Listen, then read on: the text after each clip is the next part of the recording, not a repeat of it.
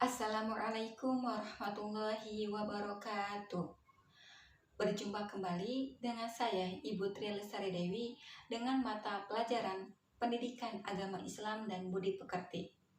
Bagaimana kabarnya anak-anak? Semoga anak-anak senantiasa selalu diberi kesehatan oleh Allah Subhanahu wa taala. Amin amin ya rabbal alamin. Kemudian, Ibu akan mengingatkan kembali kepada anak-anak tentang pentingnya menaati protokol kesehatan yakni 5M. Yang pertama, mencuci tangan. Yang kedua, memakai masker. Yang ketiga, menjaga jarak. Yang keempat, menghindari kerumunan. Yang kelima, mengurangi mobilitas.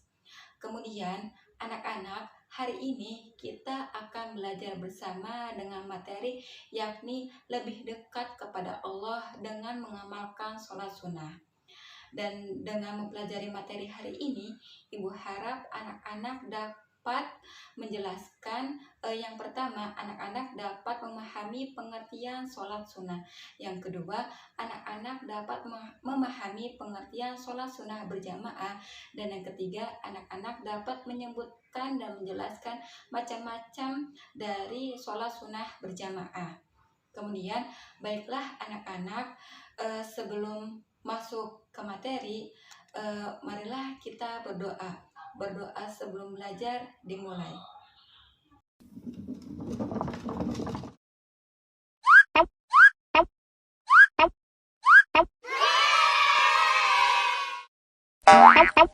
Bismillahirrahmanirrahim. Rabbi zidni ilma warzuqni fahma. Ya Allah, tambahkanlah aku ilmu dan berikanlah aku rizki akan kepahaman. Rabbi zidni ilma warzuqni fahma. Ya Allah, tambahkanlah aku ilmu dan berikanlah aku rizki akan kepahaman.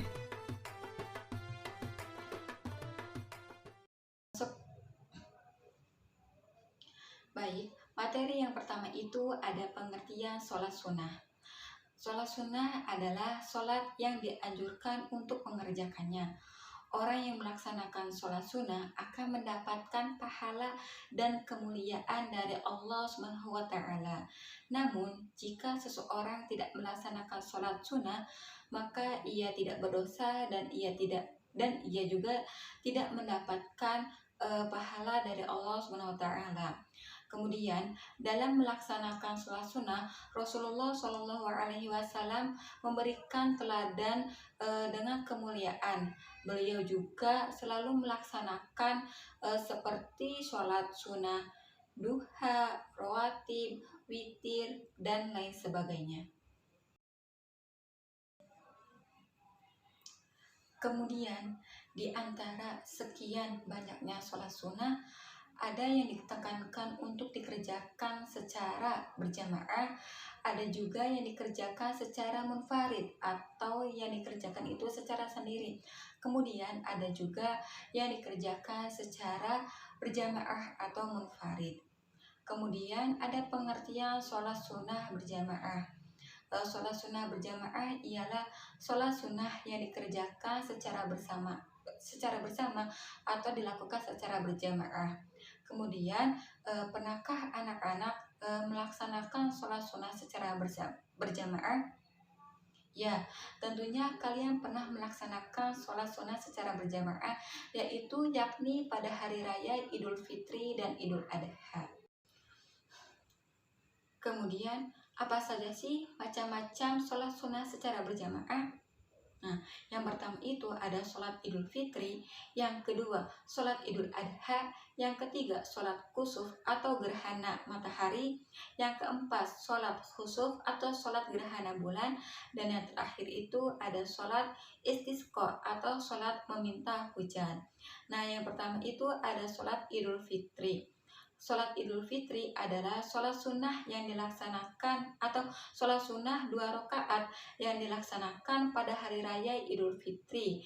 setiap tanggal 1 Syawal setelah melaksanakan puasa Ramadan selama 1 bulan.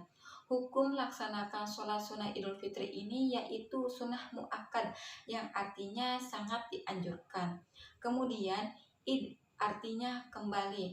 Artinya dengan hari raya Idul Fitri kita kembali dibolehkan untuk berbuka seperti makan dan minum di siang hari, di mana pada saat bulan Ramadan bulan Ramadan hal itu dilarang. Kemudian kapan sih waktu untuk melaksanakan sholat Idul Fitri itu? Waktunya itu sesudah terbit matahari sampai tergelincirnya matahari pada tanggal 1 Syawalnya. Adapun hadis tentang sholat Idul Fitri yaitu Bismillahirrahmanirrahim. Kana Rasulullah sallallahu alaihi wasallam Abu Bakari wa Umuru radhiyallahu anhuma yusalluna al-idaini qabla al-khutbah, yang artinya Rasulullah sallallahu alaihi wasallam, Abu Bakar, Umar melakukan sholat 2 hari raya sebelum khutbah dilaksanakan. Kemudian bagaimana sih tata cara melaksanakan sholat Idul Fitri itu? Yang pertama, imam memimpin pelaksanaan sholat Idul Fitri, diawali dengan niat yang ikhlas dalam hati. Nah, niatnya itu seperti Bismillahirrahmanirrahim, usholli sunnatan li Idul Fitri rakaataini lillahi ta'ala, yang artinya saya berniat melaksanakan sholat Idul Fitri 2 rakaat karena Allah Ta'ala.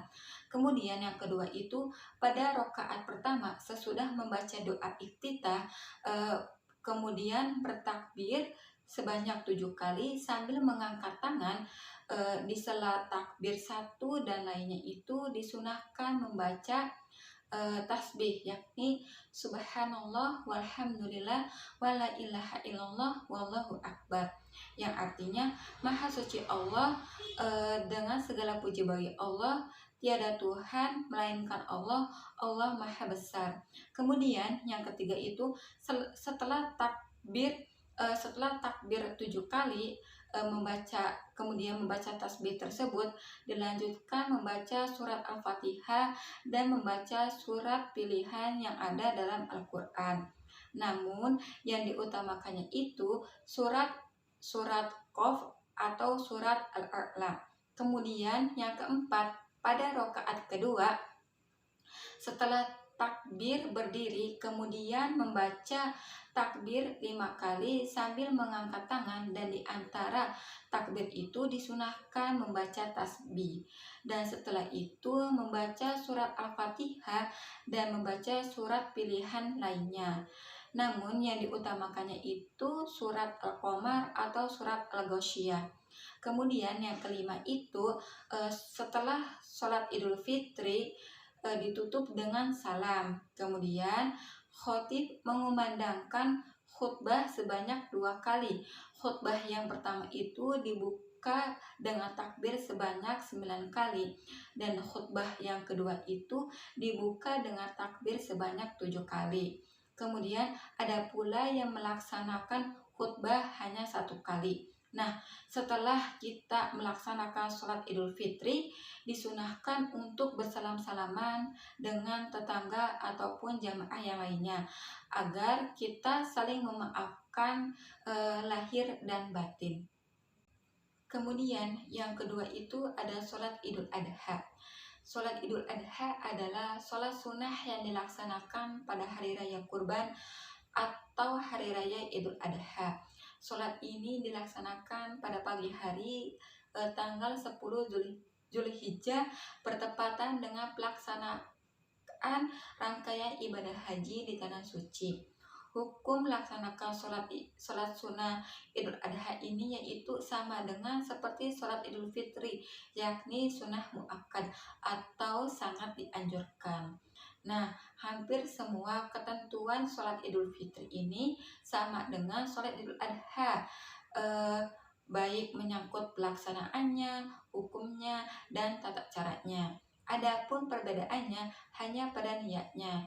Niatnya itu di dalam hati dengan penuh ikhlas, yakni niatnya seperti Bismillahirrahmanirrahim, uswali sunnatan li'idil adha rakaataini lillahi ta'ala, yang artinya saya berniat sholat idul adha 2 rakaat karena Allah Ta'ala.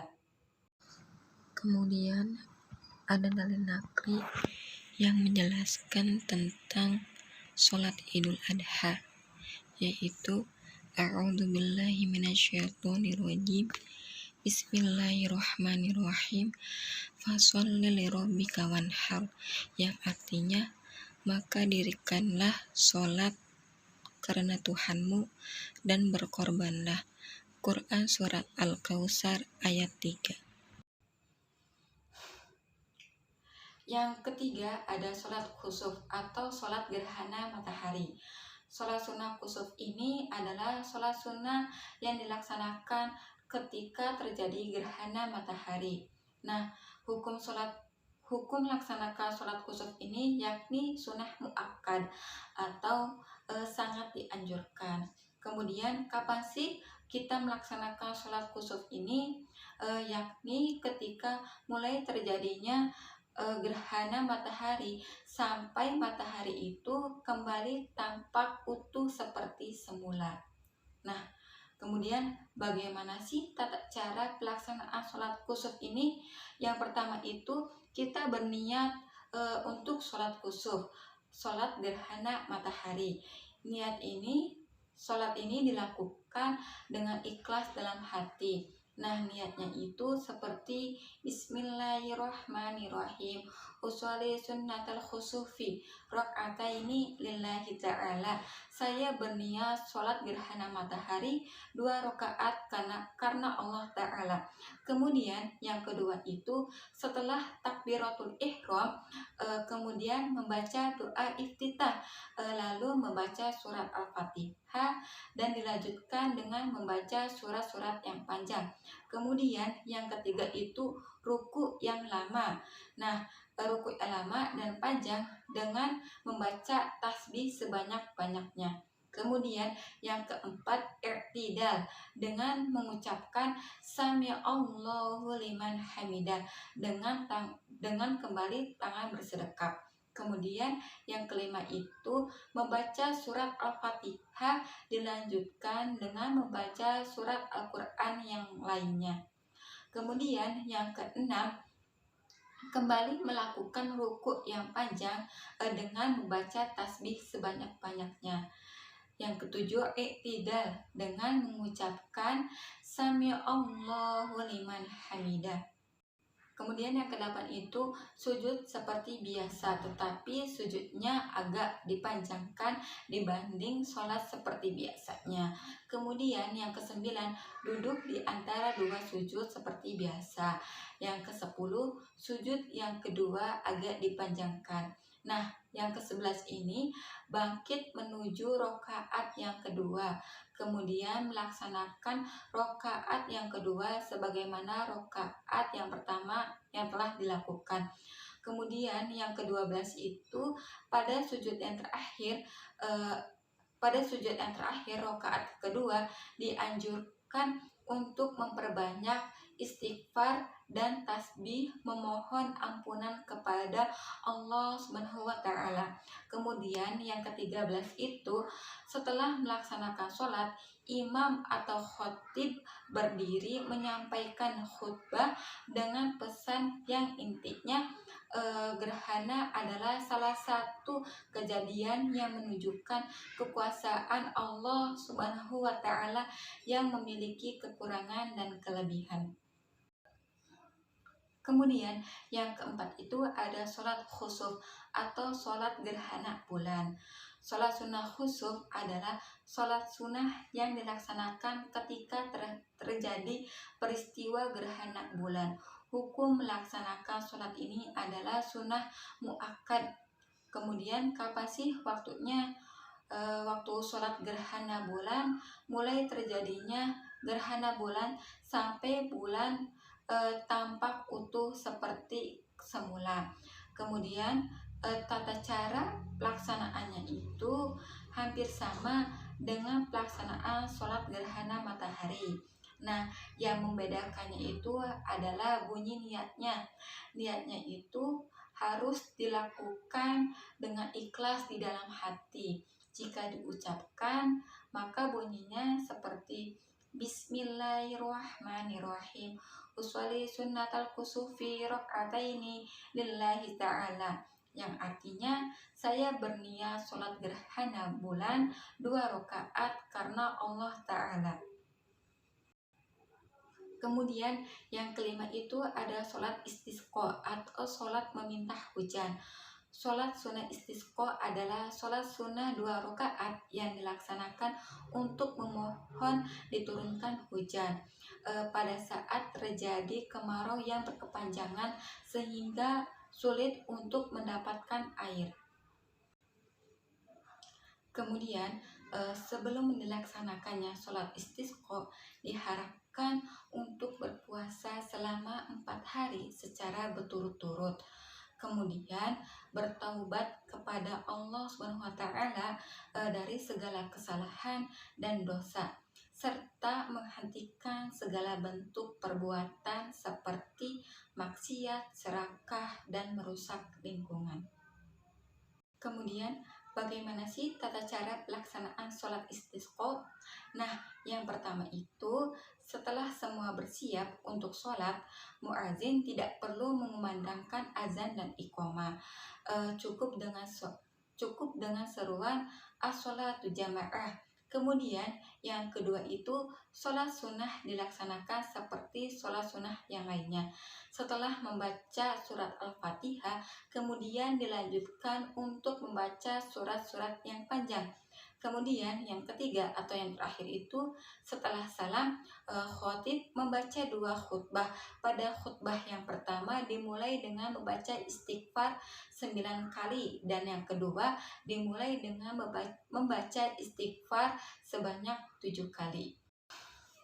Kesimpulannya yakni pengertian sholat sunnah apabila kita mengerjakannya, kita melaksanakannya, kita akan mendapatkan pahala dari Allah Subhanahu wa Ta'ala.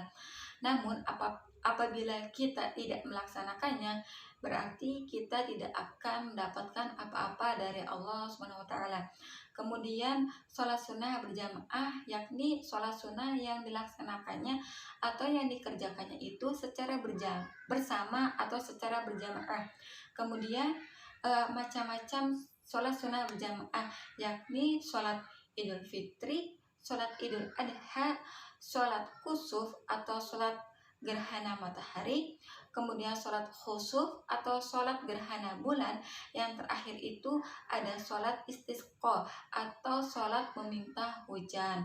Nah, tata cara pelaksananya ini antara Idul Fitri dan Idul Adha itu hampir sama. Kemudian tata cara pelaksanaan sholat kusuf dan khusuf ini juga hampir sama, namun perbedaannya itu hanya terletak pada niatnya saja. Nah, kemudian yang terakhir tata cara pelaksanaannya itu yang sudah tadi Ibu jelaskan. Alhamdulillah untuk pembelajaran hari ini sudah selesai. Kemudian marilah kita berdoa selesai belajar dimulai.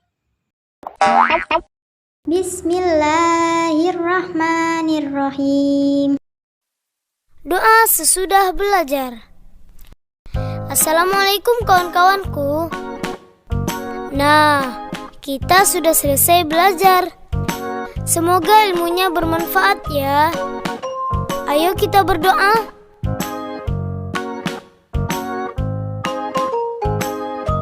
Allahumma inni astaudi'uka ma 'allamtanihi fardudhu ilayya inda hajati wala tansanihi ya rabbal alamin.